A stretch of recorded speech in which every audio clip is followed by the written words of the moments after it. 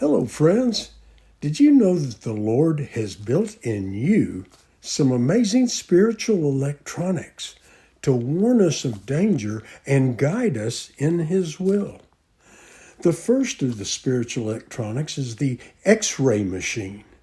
I always pray for wisdom and discernment each day before I go to work as a counselor. The Lord shows me things, words of wisdom and words of knowledge, as it says in 1 Corinthians 12:8, to zero in on the root cause of what is going on and the approach to take for each client. This works in your everyday life as well. Then there's the radar and sonar. In World War II, the Allied troops were losing the war because they couldn't get supplies across the Atlantic due to the German U-boat submarines and the superior airstrike capability. It was radar and sonar that turned the war effort around because it enabled Allies to discover when enemy aircraft and submarines were in the area. We have been given the gift of discerning of spirits, as it talks about in 1 Corinthians 12:10, to test the spirits operating within a person, or for that matter, speaking to you. They may present to you as one thing, may even believe it, but operating within them is quite another. 1 John 4:1 says, "Dear friends, do not believe every spirit, but test the spirits to see whether they are from God, because many false prophets have gone out into the world."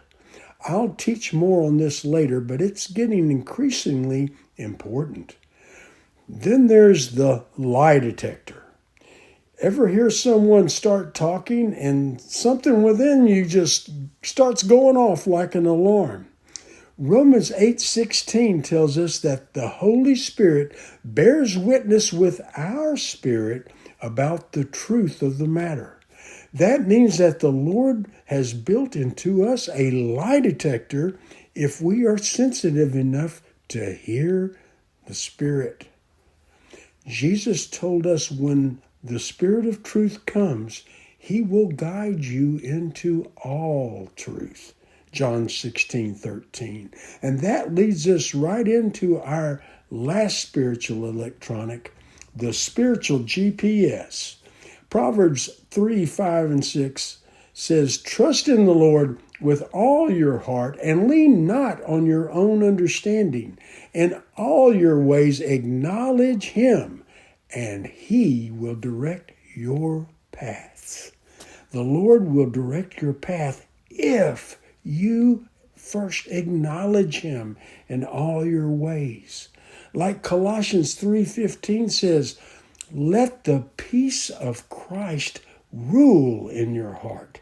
A sensitive heart guides us in truth because it is in tune with the Holy Spirit, who is ready, willing, and able. We develop these spiritual electronics by spending time in prayer and in His Word to develop a sense of the Lord's ways.